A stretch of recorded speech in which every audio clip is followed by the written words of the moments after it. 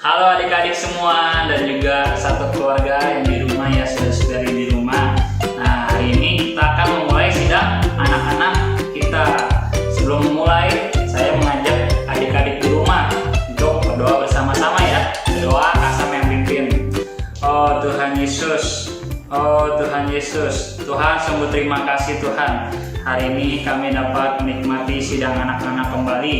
Walau melalui Zoom, kami semua dapat bersukacita, dapat memuji nama-Mu dan juga mendengarkan setiap cerita dari para gembala, khususnya kepada adik-adik di rumah.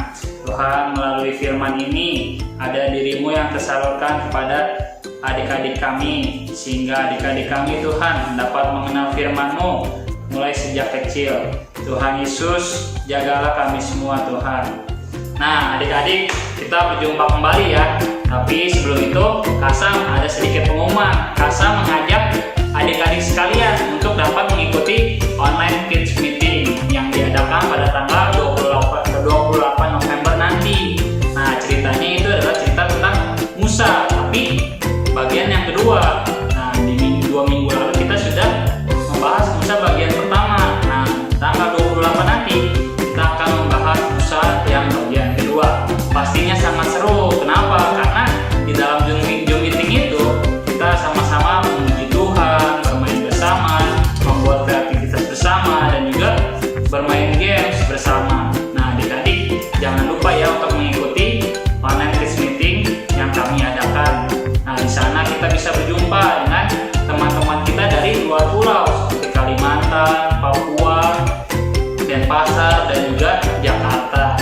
Nah pastinya seru ya adik-adik. Jangan lupa untuk dapat mengikutinya. Nah, langsung aja ya kita mulai sidang anak-anak kita. Dadah. Halo adik-adik. Nah, adik-adik, kakak mengajak kita sama-sama memuji Tuhan dengan kidung yang berjudul Happy Ya Ya Ya.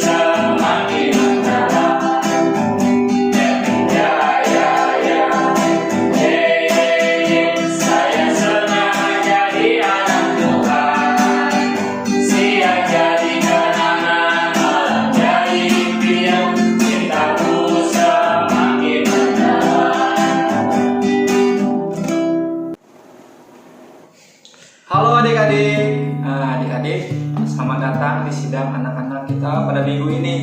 Adik-adik, sebelum kita mendengarkan cerita atau firman Tuhan, Kak Tony mengajak adik-adik, ayo kita bersama-sama bersatu di dalam doa. Kak Tony pimpin ya. Oh Tuhan Yesus, oh Tuhan Yesus, oh Tuhan Yesus. Tuhan, terima kasih ya Tuhan atas kasih karunia-Mu Tuhan, sehingga sore hari ini Tuhan kami bisa bersama-sama mengikuti sidang anak-anak. Tuhan, dapatkan setiap diri kami Tuhan dimanapun kami berada. Tuhan, kami baik-baik memiliki telinga yang mendengar setiap perkataan-Mu Tuhan, setiap firman-Mu Tuhan, biar kami bisa belajar di dalam kehidupan kami. Tuhan Yesus, terima kasih. Nah adik-adik, hari ini Kak Tony mau cerita tentang Tuhan Yesus selalu menepati janjinya. Nah adik-adik masih ingat ya cerita minggu lalu membahas mengenai orang Israel kan?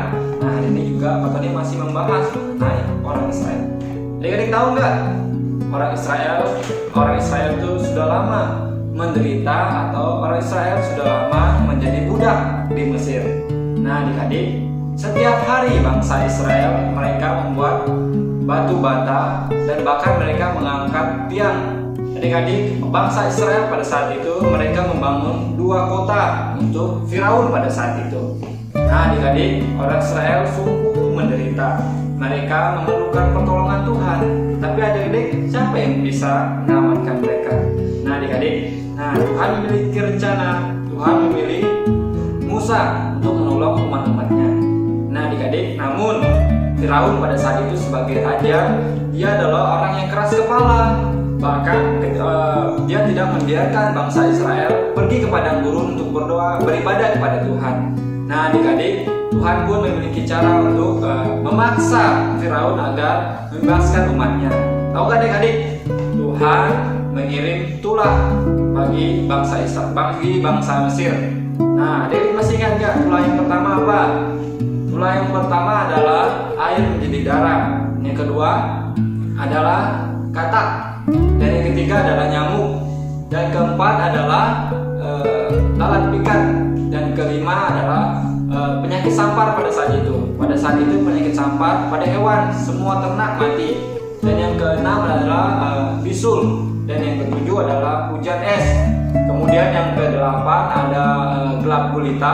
Dan yang kesembilan adalah belalang pada saat itu, belalang. Nah, adik-adik, Tuhan sudah mengirim 9 tulah kepada bagi orang-orang Mesir, bahkan Firaun sendiri. Namun Firaun tetap keras kepala, adik-adik. Dia tetap tidak mau membebaskan bangsa Israel pada saat itu.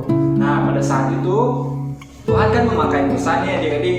Dan Tuhan mengumpulkan orang-orang Israel pada saat itu. Nah, pada saat itu Musa menyampaikan kepada kepala keluarga masing-masing bagi bangsa Israel pada saat itu.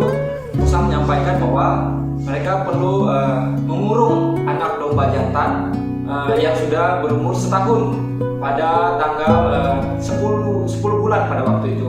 Kemudian pada tanggal 14 pada bulan itu mereka menyembelih anak domba tersebut. Dan darahnya dioleskan pada tiang-tiang pintu rumah, bahkan kepada di atas di atas ambang pintu.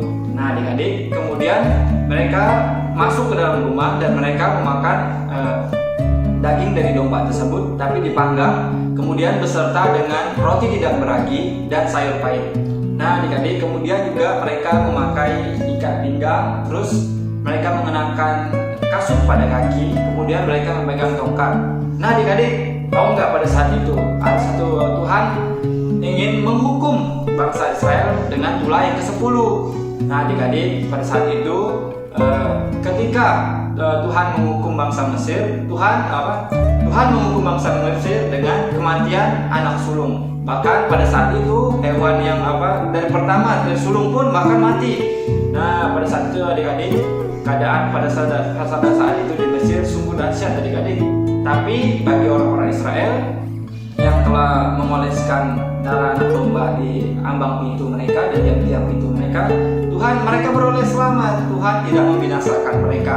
Nah, adik-adik, melalui perkara tersebut Firaun mulai sadar bahwa Tuhan murka terhadap dirinya.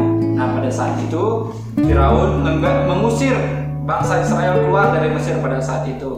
Nah, adik-adik, pada saat itu menjadi suatu hal yang sangat berarti bagi orang bangsa Israel pada saat itu. Oleh karena itu mereka merayakan Paskah sebagai mengingat pada waktu hari itu. Nah, adik-adik, kemudian Tuhan memandu atau memimpin bangsa Israel keluar dari Mesir.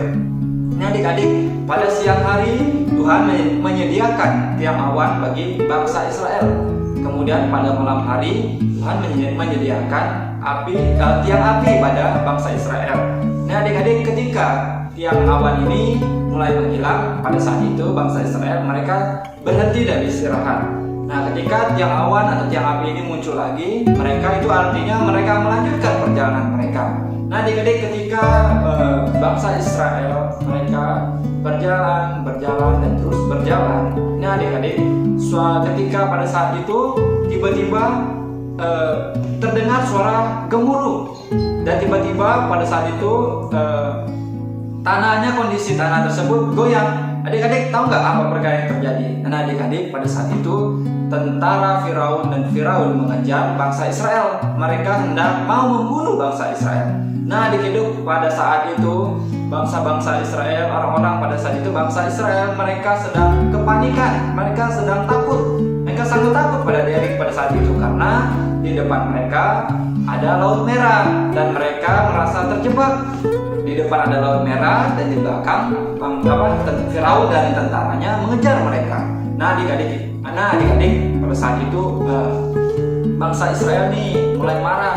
Bangsa Israel mereka marah kepada Tuhan pada saat itu, dan mereka marah kepada Tuhan, kepada Musa. Kenapa Musa memimpin mereka ke situ untuk mati? Mereka kira mereka mau dibinasakan pada saat itu. Nah adik-adik, namun Tuhan memakai Musa. Nah Tuhan pada saat itu Musa meninggikan tongkatnya, kemudian Musa membelah Laut Merah. Tuhan memakai Musa dan Musa membelah Laut Merah tersebut adik-adik. Nah kemudian bangsa Israel mereka dengan cepat mereka melewati Laut Merah. Namun Firaun dan tentara-tentaranya pun di belakang masih tetap mengejar bangsa Israel pada saat itu. Kemudian karena kedaulatan Tuhan, bangsa Israel sudah sampai di seberang dengan selamat. Namun Tuhan namun Firaun dan tentara-tentaranya pun masih ada di dalam laut tersebut. Tapi Tuhan sudah menutup laut tersebut. Akhirnya akhirnya tentara Firaun mereka mati di dalam Laut Merah tersebut. Nah adik-adik, mulai cerita tersebut apa sih yang kita bisa pelajari? Kita bisa melihat bagaimana Tuhan selalu menepati janjinya, bagaimana Tuhan selalu menyertai bangsa Israel karena mereka adalah umat pilihan Tuhan. Nah adik-adik, nanti abis ini adik-adik akan mendengarkan apa sih yang perlu kita pelajari, apa sih yang bisa kita pelajari dari cerita tersebut, akan dibawakan oleh Karima sebagai kesimpulan. Nah adik-adik, kalau cerita sampai di sini, sampai ketemu lagi. Halo adik-adik, bagaimana nih cerita dari Kak Tony tadi? Pastinya seru banget kan? Nah adik-adik, apa aja sih yang harus kita lakukan dalam penghidupan kita sehari-hari adik-adik? Yaitu adik-adik jangan ragu-ragu untuk minta tolong kepada Tuhan Yesus. Nah misalnya ketakutan, adik-adik misalnya takut gelap, takut dicuekin teman, takut mimpi buruk, ataupun takut misalnya kalian berkenalan dengan teman-teman baru ataupun sekolah baru. Nah adik-adik jangan merasa ketakutan ya, karena ada Tuhan Yesus siap untuk menolong adik-adik. Adik-adik jangan perlu ragu-ragu untuk minta tolong kepada Tuhan Yesus. Nah adik-adik juga bisa menceritakan setiap masalah adik-adik kepada mama, papa, dan juga kakak-kakak dalam gereja. Nah adik-adik jangan ragu-ragu ya untuk minta tolong kepada Tuhan Yesus. Nah hari ini Kak Erima ingin mengajak adik-adik untuk hafal ayat untuk minggu ini, yaitu Ibrani 13 ayat 5b, dikatakan, aku sekali-kali tidak akan membiarkan engkau dan aku sekali-kali tidak akan meninggalkan engkau. Sekali lagi ya adik-adik, Ibrani 13 ayat 5b, aku sekali-kali tidak akan membiarkan engkau dan aku sekali-kali tidak akan meninggalkan engkau. Nah adik-adik bisa hafal ayat bersama dengan orang tua adik-adik, juga sama teman-teman juga boleh loh.